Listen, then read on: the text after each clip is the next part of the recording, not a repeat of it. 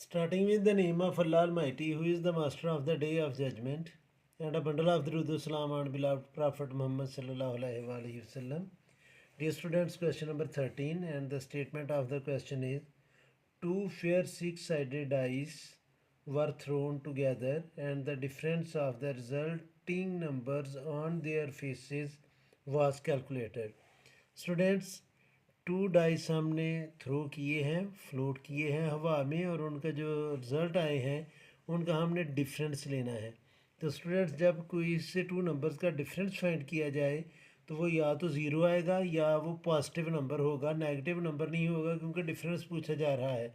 यानी कि अगर मैं पूछूं कि 1 और 5 का डिफरेंस क्या है तो वो भी 4 है, और 5 और 1 का डिफरेंस क्या है वो भी 4 है। तो नंबर आगे पीछे करने से जो डिफरेंस है वो पॉजिटिव ही रहेगा, इस बात को आपने माइंड में रखना है। तो ये हमने और उसके 6 फेसेस हैं।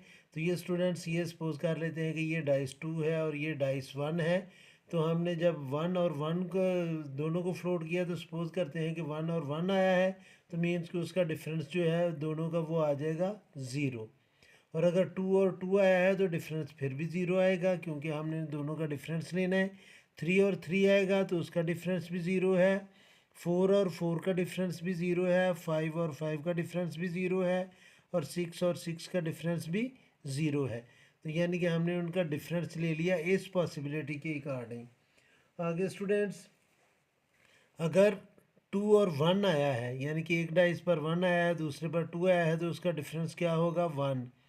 फिर 3 और 1 का डिफरेंस होगा 2, 4 और 1 का डिफरेंस होगा 3, 5 और 1 का डिफरेंस होगा 4, 6 और 1 का डिफरेंस होगा 5। फिर स्टूडेंट्स 3 और 2 का डिफरेंस होगा 1, 4 और 2 का डिफरेंस होगा 2, 5 और 2 का डिफरेंस होगा 3, 6 और 2 का डिफरेंस होगा 4। फिर स्टूडेंट्स 4 और 3 का डिफरेंस होगा 1, 5 और 3 का डिफरेंस होगा 2, 6 और 3 का डिफरेंस होगा 3। फिर 5 और 4 का डिफरेंस होगा 1, 6 और इस 4 का डिफरेंस होगा 2, और फिर स्टूडेंट्स 6 और 5 का डिफरेंस होगा 1। तो अब अगर आप गौर करें स्टूडेंट्स, तो इस तरह ये सीक्वेंस में 1 1 चलता आ रहा है, मीन्स कि इस साइड को भी ये 1 1 ही आएगा। 1 और 2 का डिफरेंस 1, 2 और 3 का डिफरेंस 2, आगे 3 और सॉरी 2 और 3 का डिफरेंस 1 आना था, और 3 और 4 का डिफरेंस 1, 4 और 5 का डिफरेंस 1, 5 और 6 का डिफरेंस 1। अब स्टूडेंट्स 1 और 3 का डिफरेंस आएगा 2, 1 और 4 का डिफरेंस आएगा 3, 1 और 5 का डिफरेंस आएगा 4, 1 और 6 का डिफरेंस आएगा 5। तो 2 और 4 का डिफरेंस आएगा स्टूडेंट्स 2, 2 और 5 का डिफरेंस आएगा 3, 2 और 6 का डिफरेंस आएगा 4। 3 और 5 का डिफरेंस 2, 3 और 6 का डिफरेंस 3, 4 और 6 का डिफरेंस 2। तो ये स्टूडेंट्स हमने इस टेबल को कंप्लीट कर लिया है। ये जो नंबर्स हैं स्टूडेंट्स, ये हमें हाईलाइट कर लेने चाहिए कि ये हमारे डाइस के नंबर्स हैं। ये मैंने रेड इंक से इनको हाईलाइट करने की कोशिश की है कि इसको हमने कैलकुलेट नहीं करना जब हमने प्रोबेबिलिटी फाइंड करनी है, बल्कि मैं इन्हें मार्कर से हाईलाइट कर देता हूँ ताकि ये बिल्कुल क्लियर हो कि ये वो नंबर्स हैं जो डाइस के नंबर्स हैं, और ये इनका रिज़ल्ट नहीं है। रिज़ल्ट ये नीचे है स्टूडेंट्स, ये रिज़ल्ट है जिसको हमने प्रोबेबिलिटी के लिए काउंट करना है। अब स्टूडेंट्स हम आते हैं अपने क्वेश्चन की तरफ।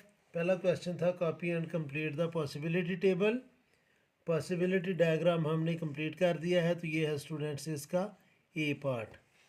आगे बी पार्ट में हमने प्रोबेबिलिटीज़ फाइंड करनी है, तो ये है स्टूडेंट्स बी पार्ट में वो कह रहा है यूजिंग द डायग्राम, इस डायग्राम को हमने यूज़ करना है। Find the probability that the difference of the two numbers is. तो फर्स्ट नंबर पर हमने इसकी प्रोबेबिलिटी फाइंड करनी है, प्रोबेबिलिटी ऑफ 1। तो इसमें सबसे पहले तो स्टूडेंट्स हम टोटल नंबर काउंट कर लेते हैं कि इसके टोटल नंबर्स के चांसेस कितने हैं प्रोबेबिलिटी के। 1 2 3 4 5 और 6, 1 2 3 4 5 और 6, तो टोटल इसके 36 चांसेस हैं। तो ये स्टूडेंट्स ओवर आ जाएगा 36। और अब हमने फाइंड करने हैं 1 के, तो 1 काउंट कर लेते हैं कि कितने प्रोबेबिलिटी ऑफ 1 हमने फाइंड करनी है।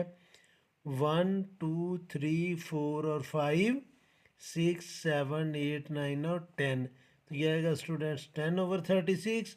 और जब हम इसको सिंप्लीफाई करेंगे 2 के टेबल से ये कैंसिल होगा, 2 5 ज़ार 10 और 2 18 ज़ार 36, तो ये प्रोबेबिलिटी आ जाएगी 5/13। आगे students probability of non zero, probability of non zero. अब वो नंबर जो ज़ीरो नहीं है उनकी प्रोबेबिलिटी हमने फाइंड करनी है, तो ओवर 36 ही आएगा। तो 36 में से हम ज़ीरो माइनस कर लेंगे, 1 2 3 4 5 और 6 ज़ीरोज़ हैं, तो 36 में 6 माइनस करेंगे तो बाकी आ जाएगा 30। तो 6 के टेबल से हम कैंसिल करेंगे, 6 5 ज़ार 36, 6 ज़ार 36, तो ये आ जाएगा 5/6, यानी कि इसको हमने 6 के टेबल से कैंसिल किया है। ये इसका फर्स्ट पार्ट था, ये इसका सेकंड पार्ट था। अब हमने सॉल्व करना है इसका थर्ड पार्ट, और वो कह रहा है कि प्रोबेबिलिटी ऑफ ऑड नंबर हमने फाइंड करनी है, प्रोबेबिलिटी ऑफ ऑड नंबर्स। तो अब स्टूडेंट्स टोटल तो इसके 36 ही रहेंगे। अब हम इधर से ऑड नंबर काउंट करते हैं, तो ऑड नंबर हैं 1 2 3 4 5 6 7 8 9 10 11 12 13 14 15 16 17 और 18 ऑड नंबर हैं, तो स्टूडेंट्स ये आ जाएगा 18/36। 18 के टेबल से हम कैंसिल करेंगे तो ये आ जाएगी इसकी प्रोबेबिलिटी 1/2। आगे स्टूडेंट्स इसका जो नंबर 4 है वो है probability of prime numbers, probability of prime numbers. तो ओवर तो 36 ही आएगा। अब स्टूडेंट्स हमने इसमें से प्राइम नंबर्स काउंट करने हैं। प्राइम नंबर्स वो नंबर्स होते हैं जिनके मिनिमम और मैक्सिमम 2 फैक्टर्स बने, तो वो है स्टूडेंट्स 2 भी प्राइम नंबर है, 3 भी और 5 भी। अब हम इसमें से 2 3 और 5 काउंट कर लेते हैं, 1 2 3 4 5 6 7 8 9 10 11 12 13 14 15 और 16, तो ये आएगा स्टूडेंट 16/36। तो ये 4 के टेबल से कैंसिल होंगे, 4 4 ज़ार 16 और 4 9 ज़ार 36, तो ये प्रोबेबिलिटी थी स्टूडेंट्स प्राइम नंबर की। और आगे उसने नंबर 5 पर पूछा है probability of more than 2, more than 2 से बड़े नंबर्स की प्रोबेबिलिटी हमने फाइंड करनी है। तो ओवर तो ये 36 ही रहेगा, तो 2 से बड़े नंबर हैं इसमें 3 4 और 5, 1 2 3 4 5 और 6 7 8 9 10 11 और 12, तो ये आएगा स्टूडेंट्स 12/36। ये 12 के टेबल से कैंसिल होंगे, 12 1 ज़ार 12 और 12 3 ज़ार 36, तो ये स्टूडेंट्स हमने इस क्वेश्चन की प्रोबेबिलिटी फाइंड कर ली है। उम्मीद है कि आपको इस क्वेश्चन की समझ आई होगी। फिर भी अगर कोई कन्फ्यूजन हुई तो आप कमेंट बॉक्स में ज़रूर कमेंट्स कीजिएगा, कोशिश करूँगा कि जल्द से जल्द आपको रिप्लाई करूँ। और आखिर में हमेशा की तरह अल्लाह से दुआ करूँगा कि आप सब हमेशा खुश रहें और ज़िंदगी के हर मैदान में कामयाब हों। आमीन। अल्लाह हाफिज़।